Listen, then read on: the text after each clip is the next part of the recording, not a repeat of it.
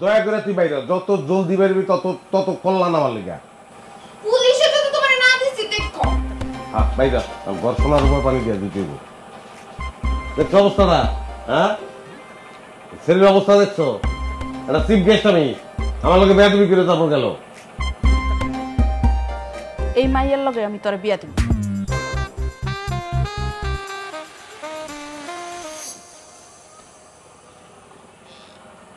কিরে তুই আমার ঘরে ঢুকছিস লিগা? কেন আমি তোমার ঘরে ঢুকতে পারি না? না পারস না। সকালবেলা বেজি দেখলে যেমন যাত্রা নষ্ট হয়, তোরে দেখলে আমার ওই অবস্থা হয়।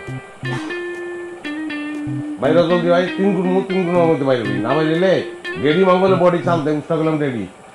খালা খালা দাও, তোমার বলা আমার মারতে চায়। কি আর মারবো? তার গায়ের মতো পিস পিস করে কাইটা ভাইজা ভালাবো। বাইরে জলদি বাইরে।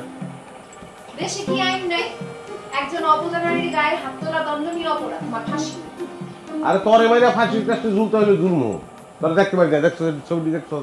হ্যাঁ ক্যাটরিনা, দীপিকা, কারিনা, এই তো সমান লেভেল। ডাক দিলে আসমান থেকে ফাল দিয়ে ঘরে নামে। তারপর তো পেটনি ঘরে থাকলে মাইন্ড করবো আনাইবো না। বাইরে তুলতে বেরো। এমন করো কেন আমার লগে? ভালো করে কথা কওয়া যায় না? সবার লাগে ভালো করে কথা কই না আমি। কারিনার চুমা দেই আর পেটনি উৎসাহ দিই। জলদি বাইরে উৎসাহ হয়ে নিলে বাইরে। আচ্ছা তুই এরকম করস কেন? হ্যাঁ মায়াটা সবসময় আমার খোঁজ খবর রাখে, আমার কত সাহায্য করে, ওষুধই না দেয়। আর তুই মেয়েটার লগে সবসময় খারাপ ব্যবহার করস। মেয়েটা কত ভালো। এই ভালোই সমস্যা, ভালো আমার ভালো লাগে না। আমার ভালো লাগে অগো, আমার পছন্দ কারিনা, আমার আশেপাশে করি না। ওর দেখলে মিজাজ খারাপ হয়ে যায়। অলক্ষী ওর ঘর থেকে বাইরে তো বাইরে জলদি বাইরে। রুশ টাকা দিচ্ছি। আইসা আমার রুস্টা, আমি কি ছেড়ে দিব তোমারে? আমি তোমারে জেলে দিব, তারপর জেলের মোটা মোটা ভাত খাইবা। মোটা চিকন কালা সবকিছু আমার পছন্দ, কিন্তু তুই পছন্দ না, তোর দেখতে পারবি না। দয়া করে তুই বাইরে যত জলদি বাইরবি তত তত কল্যাণ আমার লেগা। পুলিশে যদি তোমারে না দিছি দেখো। হ্যাঁ বাইরে ঘর সোনার উপর পানি দিয়ে দিতে হইব। দেখছো অবস্থাটা? হ্যাঁ ছেলের অবস্থা দেখছো? একটা চিফ গেস্ট আমি, আমার লোকে বেয়াদবি করে তারপর গেল। এই মাইয়ের লগে আমি তোরে বিয়া দিব। এই মাই আমার পছন্দ।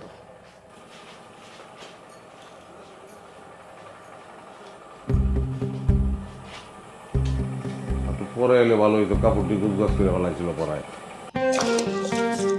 খালা তোমার লগে আমার একটু কথা আছে। এখন কোনো কথা কইতে পারবো না রে মা, এখন অনেক কাম বাকি, রান্না করা বাকি। কথা না কইলে আমার মন খারাপ হয়ে থাকবো, মন খারাপ হলে শরীরটা খারাপ হয়ে থাকবো। কথা কওয়া জরুরি। আচ্ছা ঠিক আছে, ক কি কবি? তুমি বসো এনে। আরে তুমি বসো, আমি নামতাছি।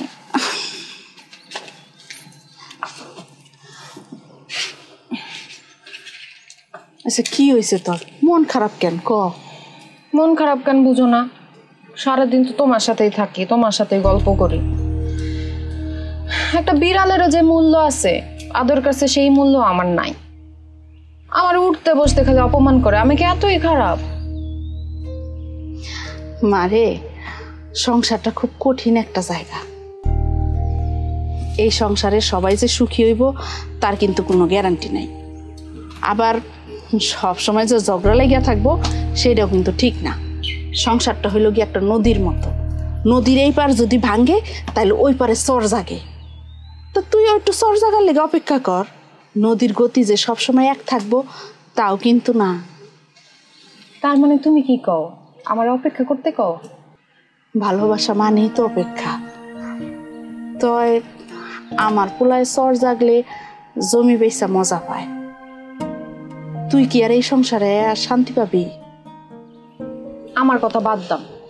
তুমি আমার ছেলের বউ হিসেবে পছন্দ করো কিনা সেটা কও। এইটা তুই কেমন কথা কইলি? তোর মতো একটা পূর্ণিমার চাঁদের মতো মাইয়া, হ্যাঁ এরে কি কেউ অবহেলা করে? তোর মানুক আর না মানুক, তোরে আমি আমার পোলার বউ হিসাবে মানি, বাকিটা আল্লাহর ইচ্ছা।